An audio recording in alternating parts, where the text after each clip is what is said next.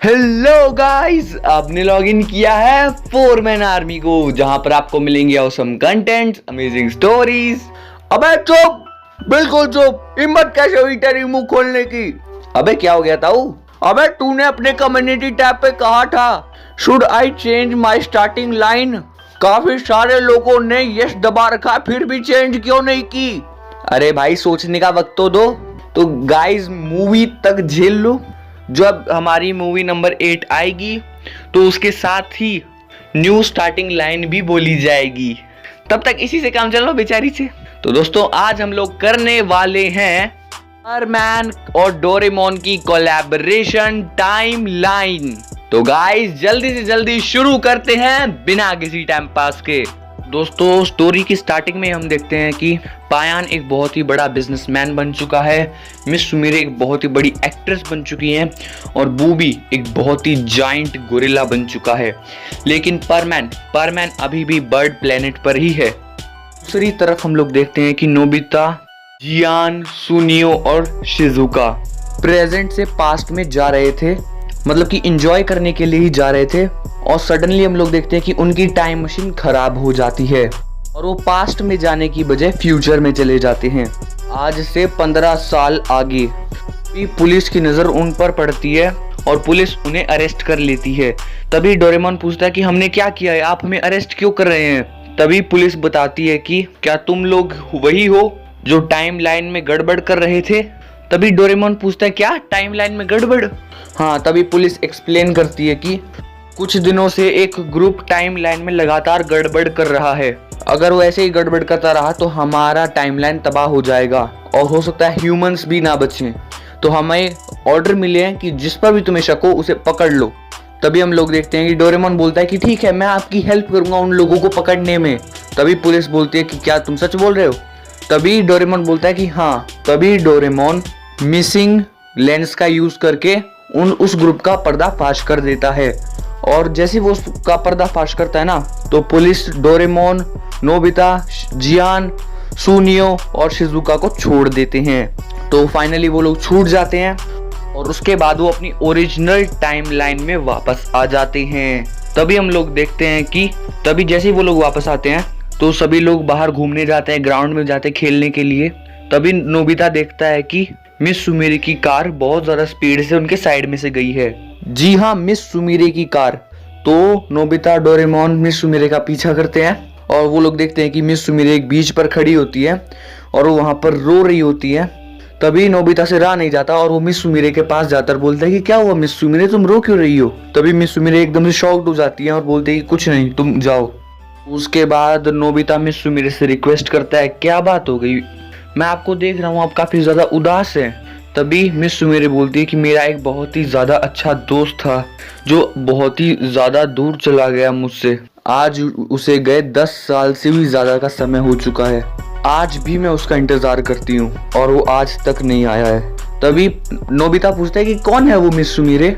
तभी miss Sumire अपना locket खोलती है और नोबिता को दिखाती है कि ये है वो मेरा दोस्त, और उसके अंदर परमैन की फ़ोटो होती है, परमैन नंबर 1 यानी मिक्सुओ। तभी नोबिता बोलता है कि मैं आपको उससे मिला सकता हूँ, मेरा दोस्त डोरेमोन है ना, फ्यूचर से आया, वो कुछ भी कर सकता है। तो जैसे ही मिस सुमिरे ये सुनती है ना, तो मिस सुमिरे बोलते प्लीज मुझे उससे मिलवा दो। तभी नोबिता डोरेमोन के पास जाता है और बोलता है कि मिस सुमिरे को परमैन से मिलना है, तो क्या हम पास्ट टाइम में जाकर परमैन को वापस लेके आ सकते हैं? तभी डोरेमोन बोलता है कि नहीं, मेरी टाइम मशीन अभी बहुत ही ज़्यादा खराब है, पता नहीं कैसे हम लोग पास्ट में जा रहे थे और एकदम से हम फ्यूचर में चले गए, तो मुझे पहले इसे ठीक करना होगा, उसके बाद ही हम कुछ सोच सकते हैं फ्यूचर में या पास्ट में जाने का। तभी नोबिता मिस सुमिरे से बोलता है कि अभी हमें अपनी टाइम मशीन ठीक करने में थोड़ा वक्त लगेगा, लेकिन उसके बाद हम परमैन को यहाँ पर ज़रूर लेके आएंगे, मैं आपसे वादा करता हूँ मिस सुमिरे। तभी मिस सुमिरे नोबिता के सामने हाथ जोड़ते बोलते हैं कि प्लीज़ मुझे उससे मिलवा दो। और उसके बाद नोबिता वहाँ से चला जाता है, अपने घर जाता है, खाना खाता है और डोरेमोन के साथ सो जाता है। और दूसरी तरफ मिस सुमिरे अपने घर जाकर उदास बैठी होती हैं और परमैन को याद कर रही होती हैं कि परमैन प्लीज वापस आ जाओ। और दूसरी तरफ हम लोग देख रहे होते हैं कि परमैन, पाको, बूबी, पायान जब परमैन थे उस वाली टाइमलाइन पर आते हैं अभी हम, तो एक दिन बर्डमैन उन चारों के पास आते हैं और बर्डमैन बोलते हैं कि अचानक से टाइम लाइन में कुछ गड़बड़ हो गई है परमैन्स, तो मैं तुम्हें फ्यूचर में भेज रहा हूँ। मैं चाहता हूँ कि तुम फ्यूचर में जाओ और उस टाइम लाइन की दिक्कत को ठीक करो। अभी सारे परमैन्स फ्यूचर में जाने के लिए रेडी हो जाते हैं। पायान सोच रहा होता है कि मैं कितना बड़ा बिजनेसमैन बन गया हूँगा। वो भी सोचता है कि मैं फ्यूचर में कितने केले खाऊंगा। तभी परमैन बोलता है कि मुझे तो अपना फ्यूचर देखना है बस। और पाको ये देखना चाहती थी कि क्या वो परमैन से शादी करेगी या नहीं। तो कुछ देर बाद वो लोग डोरेमोन वाली टाइम लाइन में पहुंच जाते हैं। उस वक्त वहां पर रात हो रही होती है, लेकिन मिस सुमिरे अभी भी जाग रही होती है, बड़े वाली मिस सुमिरे। और तभी परमैन्स ऊपर उस शहर के ऊपर उड़ रहे होते हैं। तभी पाको की नजर उस घर पर जाती है जिसमें मिस सुमिरे होती है। उसकी लाइट रात के 3 बजे भी ऑन है। तभी सारे परमैन सोचते कि हमें वहां पर जाना चाहिए। आखिर वो इतनी रात गए क्यों जाग रही हैं। सुमिरे एक चेयर पर बैठी होती हैं और परमैन को याद कर रही होती हैं। तभी वो देखती हैं कि 4 लोग खिड़की के बाहर खड़े हुए हैं। तभी मिस सुमिरे खिड़की खोलती है ना, तो चारों के चारों परमैन्स अंदर आ जाते हैं।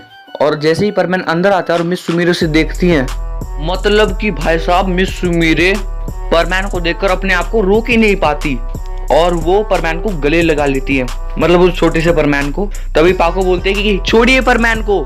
जैसे ही मिस सुमिरे पाको को देखती हैं, वो समझ जाती हैं कि ये पिछली टाइमलाइन से इस टाइमलाइन में आए हैं। तो मिस सुमिरे उन्हें अच्छे से बिठाती है, जूस पिलाती है।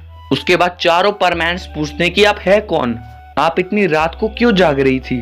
तभी मिस सुमिरे बताती है कि मेरा नाम होशिनो सुमिरे है और मैं एक एक्टर हूँ।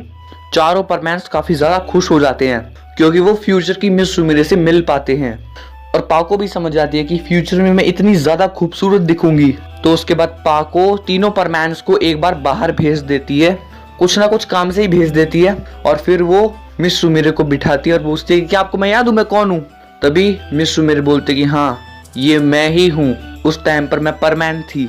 तो उस टाइम पर पाको बस एक ही सवाल पूछती है फ्यूचर वाली मिस सुमिरे से, क्या आपकी शादी परमैन से हुई।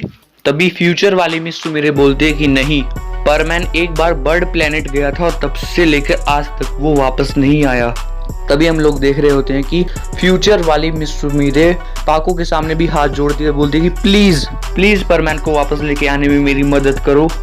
तभी फ्यूचर वाली मिस सुमिरे बोलती है तुम यहाँ पर यही तो करने आई हो। तभी पाको बोलती कि नहीं, हम यहाँ पर ये करने नहीं आए थे, टाइम लाइन में कुछ गड़बड़ हो गई है, हम उसे ठीक करने आए थे, लेकिन अब मैं आपकी हेल्प जरूर करूंगी मिस सुमिरे। उसके बाद मिस सुमिरे पाको का बैच लेकर परमैन को कॉल लगाने की कोशिश करती हैं। जैसे ही कोई फोन उठाता है ना, तो एक बूढ़ा सा व्यक्ति फोन उठाता है और बोलता है कि आपको किससे बात करना है। तभी हम लोग देखते हैं कि मिस सुमिरे बोलते हैं मुझे परमैन से बात करनी है। तभी उसके बाद वो बूढ़ा सा व्यक्ति बोलता है कि ठीक है। उसके बाद हम लोग देखते हैं कि वो बूढ़ा सा व्यक्ति बर्डमैन को कॉल दे देता है और उसके बाद बर्डमैन कॉल उठाते हैं। उसके बाद बर्डमैन बोलते हैं हेलो, मैं बर्डमैन बोल रहा हूँ। तभी मिस सुमिरे बोलती हैं कि मिक्सुओ, क्या तुम वहां पर हो मिक्सुओ। अभी वो आदमी बोलता है कि आपको मेरा नाम कैसे पता है। तो आप लोगों ने सही समझा, मिक्सुओ बर्डमैन बन चुका था और वो बूढ़ा सा व्यक्ति कोई और नहीं, हमारे ओरिजिनल बर्डमैन थे, जो परमैन से पहले बर्डमैन थे ना, वही थे वो बूढ़ा व्यक्ति। तभी मिस सुमिरे बोलती है मैं मिस सुमिरे बोल रही हूँ। मिस सुमिरे, मैंने पहचाना नहीं आपको। तभी मिस सुमिरे बोलती है मैं पाको हूँ। तो भाई साहब मिक्सुओ के भी एक बार होश उड़ गए थे, पाको पाको तुम कैसी हो। तभी मिस सुमिरे बोलते हैं कि प्लीज परमैन तुम वापस आ जाओ ना, तुम्हारे बिना नहीं रह सकती परमैन। उसके बाद हम लोग देखते हैं कि फोन कट हो जाता है और उसके बाद मिस सुमिरे बोलते हैं मिक्सुओ ने मेरा फोन कट कर दिया, मैं दोबारा मिलाती हूँ। तो फोन दोबारा कट कर देता है। तभी पाको बोलती है मिस सुमिरे आप निराश मत हो सकता है वो बिजी हो। तभी मिस सुमिरे बोलती है नहीं, वो बिजी नहीं था, उसे शायद कोई और लड़की पसंद आ गई है, शायद अब वो मेरे बिना रह सकता है। जिस लड़के के लिए मैंने अपनी लाइफ के 10 इयर्स बर्बाद किए कि वो वापस आएगा, मेरे लिए वापस आएगा वो, लेकिन उसने तो वहां पर किसी और को पसंद कर लिया है। असली बात तो ये है कि वो मुझे पसंद ही नहीं करता था, उसने बस मेरा आज तक यूज किया। उसके बाद पाको बोलते कि नहीं नहीं सुमिरे आप ऐसे मत सोचिए, चलो हम लोग टीवी देखते हैं। तो जैसे ही वो टीवी ऑन करते हैं वो देखते हैं कि एक मॉन्स्टर जो टाइम लाइन में गड़बड़ कर रहा था वो फाइनली इस टाइमलाइन में घुस चुका था और उस चीज से जो भी चीज टकराती थी ना वो एज में और पुरानी पुरानी होती जाती थी। सपोज करो उस मॉन्स्टर ने किसी बच्चे को छू लिया तो वो उसे बूढ़ा करके ही छोड़ेगा या फिर उसे मार कर ही छोड़ेगा। तभी वो बताते हैं कि जापान के नॉर्थ साइड में है और ये बहुत ही ज्यादा स्पीड से साउथ साइड में जाता जा रहा है। आप सभी से हम निवेदन करते हैं कि आप प्लीज शहर छोड़कर चले जाइए। तो न्यूज बॉय ऐसे बोलता है। तो उसके बाद हम लोग देखते हैं कि पाको मिस सुमिरे का हाथ पकड़ती और बोलती है आप जल्दी चलिए मेरे साथ, यहाँ पर रुकना और मतलब खतरे से खाली नहीं है। तो उसके बाद हम लोग देखते हैं कि पाको मिस सुमिरे को लेके वहां से उड़ जाती है। तो उसके बाद हम लोग देखते हैं कि वो ऊपर से देखते हैं तो उन्हें वो मॉन्स्टर दिख जाता है। असल में वो 6 फीट का ही था लेकिन वो बहुत ही ज्यादा चमक रहा था, इसी वजह से वो बहुत ही ज्यादा दूर से दिखाई दे जाता है। और रास्ते में उन्हें तीनों परमैन्स भी मिल जाते हैं। तो रास्ते में परमैन बोलता है पाको तुम ठीक तो हो ना। तभी मिस सुमिरे से रहा नहीं जाता और बोलता है कि तुम्हें इस लड़की की इतनी ज्यादा चिंता क्यों हो रही है। तभी परमैन बोलता है कि नहीं मैं तो बस ऐसे ही पूछ रहा था मिस सुमिरे। उसके बाद मिस सुमिरे अपने मतलब इमोशंस पे कंट्रोल करती है और बोलती है कि कोई बात नहीं। तो उसके बाद हम लोग देखते हैं कि मॉन्स्टर लाइट की स्पीड से भी बहुत ज्यादा तेजी से आ रहा था और जिस भी इलाके से वो आ रहा था ना वो इलाका खत्म होता जा रहा था। तो उसके बाद परमैन बोलता है कि अब हम क्या करें, इसे तो हमें किसी तरह रोकना ही होगा। अगर हमने इसे नहीं रोका तो ये हमारा पूरा शहर खत्म कर देगा। अभी मिस सुमिरे बोलते हैं नहीं ये पूरे वर्ल्ड को खत्म कर देगा, हमें इसे जल्दी से जल्दी रोकना होगा। तो उसके बाद हम लोग देखते हैं वो एक बिल्डिंग पे खड़े होते हैं पांचों, 4 परमैन और मिस सुमिरे। तो वो मॉन्स्टर उस बिल्डिंग के नीचे वाले हिस्से को तबाह कर देता है जिसकी वजह से वो बिल्डिंग नीचे गिर जाती है। चारों परमैन्स उड़ जाते हैं पर मिस सुमिरे नहीं उड़ पाती है। तभी मिस सुमिरे को ज्यादा कुछ चोटें तो नहीं आती है, बस उनका एक तरफ से हाथ जो बुरी तरीके से छिल जाता है। उसके बाद पाको पूछते हैं मिस सुमिरे आप ठीक तो है ना। तभी मिस सुमिरे बोलती है हाँ मैं ठीक हूँ। तभी हम लोग देखते हैं कि वो मॉन्स्टर बहुत ज्यादा स्पीड से मिस सुमिरे की तरफ आ रहा होता है और वो मिस सुमिरे को टच करने ही वाला होता है। तो गाइस अभी के लिए बस इतना ही। इसका नेक्स्ट पार्ट आपको मिलेगा, आज ही मिल जाएगा, चिंता मत करो। आज शायद 10 बजे से पहले या 10 बजे इसका सेकंड पार्ट चैनल पर अपलोड कर दिया जाएगा। तो अब बस चिंता मत करो, इसका नेक्स्ट पार्ट 10 बजे आ जाएगा, जरूर देखना। तो गाइस अब मैं भी जा रहा हूँ, इसका नेक्स्ट पार्ट बनाना है। बाय। चलो अंदर। हाँ जा रहा हूँ ना। अरे क्या हो गया ताई।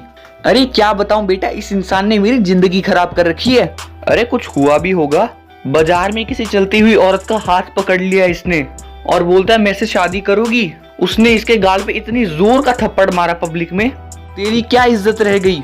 और एक बीवी के होते हुए दूसरी बीवी के बारे में तो सोच भी कैसे सकता है ताऊ। ताई जी क्या वो बहुत ज्यादा सुंदर थी। अरे नहीं बेटा बहुत ही ज्यादा बदसूरत औरत थी, मेरे को तो वो गे लग रही थी छक्का। अरे मेरे को तो उसका बेड लगा वो। ताई एक काम करो दरवाजा बंद करो, दोनों मिलके मारते हैं। अबे बुड्ढे को मारता है, अबे बेटा हमको छोड़ दे, अरे मत मार। तो गाइस अब मैं भी चलता हूँ, राम राम।